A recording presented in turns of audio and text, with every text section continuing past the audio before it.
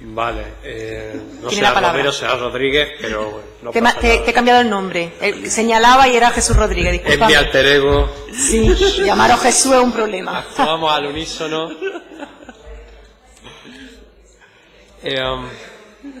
Señor consejero, hemos tenido antes la comparecencia acerca del informe de la Cámara de Cuentas. Ahí hemos sacado, yo creo que algunas conclusiones, al menos nuestro grupo ha sacado algunas lecciones de cómo actuar y cómo no actuar, y en su intervención hay algunas cosas que yo creo que merecen poner encima de la mesa para la discusión. La primera tiene que ver con el contexto, y bueno, pues un contexto difícil, un contexto económico, yo creo, de crisis prolongada en el tiempo, y el que yo creo que no se le ve, no hay ningún ratio que indique que la crisis se va a superar a nivel estructural, aunque haya coyunturas mejores, pero los índices de productividad, las tasas de rentabilidad no indican otra cosa, al menos, digo, a nivel estructural.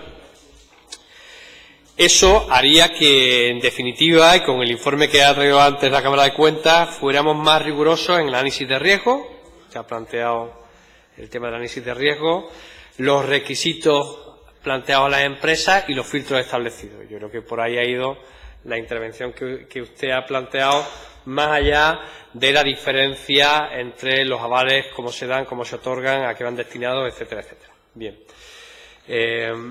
Yo creo que el informe que le precedía y que, bueno, ponía otro periodo distinto encima de la mesa, ¿no? Pero el informe era, sin duda, demoledor, y creo que merecería que tuviéramos en cuenta algunas de las cosas que planteaba para ver cómo contrastarlo con lo que usted propone en el debate, ¿no? Las pérdidas que en su momento fueron de 440 millones, hoy dicen ustedes que ya hay un superávit de 13 millones de euros, pero tiene que ver con una provisión también de fondos que se ha hecho pública, es decir, que no ha sido, digamos, por haber recuperado lo perdido en su momento, ¿no? Aquel informe apuntaba a la existencia de incumplimientos de la normativa presupuestaria en el ámbito de la contabilidad. Aquel informe también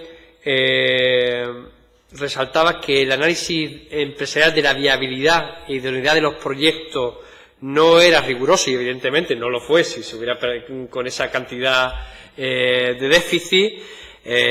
No me queda claro si ha habido una rectificación en el tiempo, es decir, usted pone encima un modelo de análisis de riesgo, pero ¿en qué se diferencia del análisis de riesgo que hacíamos hasta el año 2012? Yo creo que eso sería importante que lo discutiéramos, porque si sigue siendo el mismo, creo que más allá de la coyuntura los resultados serán los mismos y podremos tener de nuevo la necesidad de una nueva provisión de fondos públicos para arreglar agujeros, porque evidentemente lo que está claro es que el contexto no va a cambiar.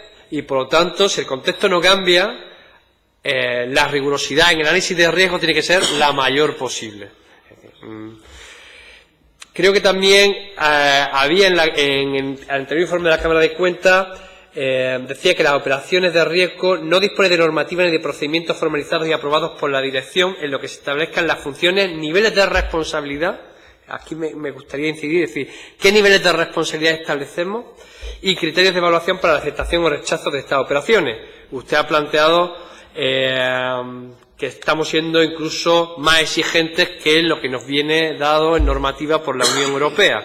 Entonces, bueno, ¿qué tipo de elementos novedosos hay encima de la mesa en relación a lo anterior?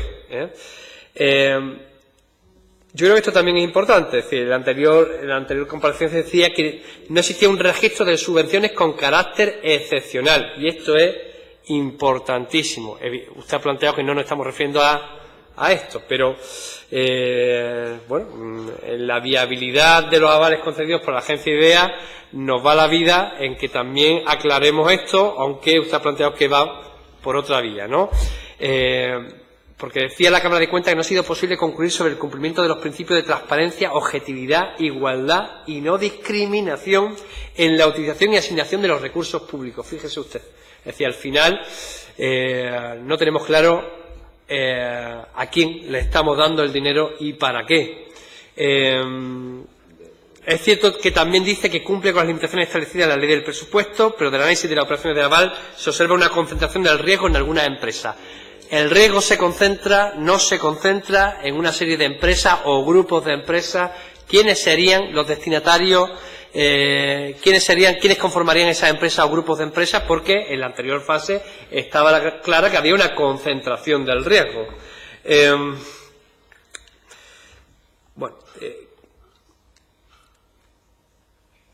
Lo voy a dejar aquí.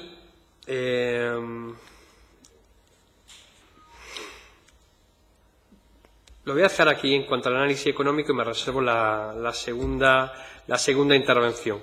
A mí me gustaría que de cara a futuro presentáramos realidades más que nos presentara hoy un acto de fe, porque lo que acabamos de discutir anteriormente no dejaba lugar a dudas de una gestión poco útil socialmente, poco transparente, diría yo,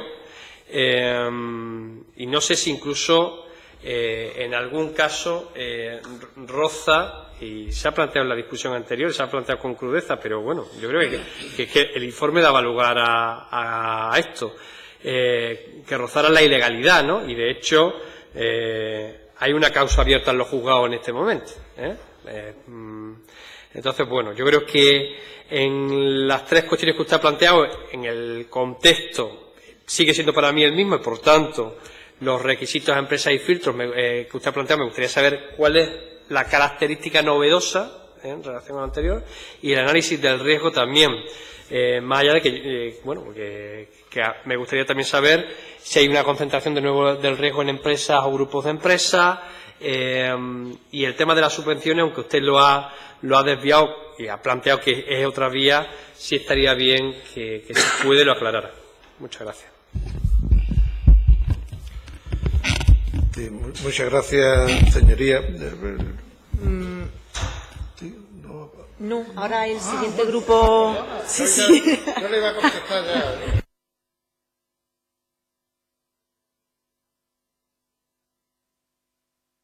Muchas gracias, señor Rodríguez. Ha consumido 6 minutos 30, con lo cual le quedarían 30 segundos de esta primera comparecencia y los 3 restantes, ¿vale? No, hay tiempo.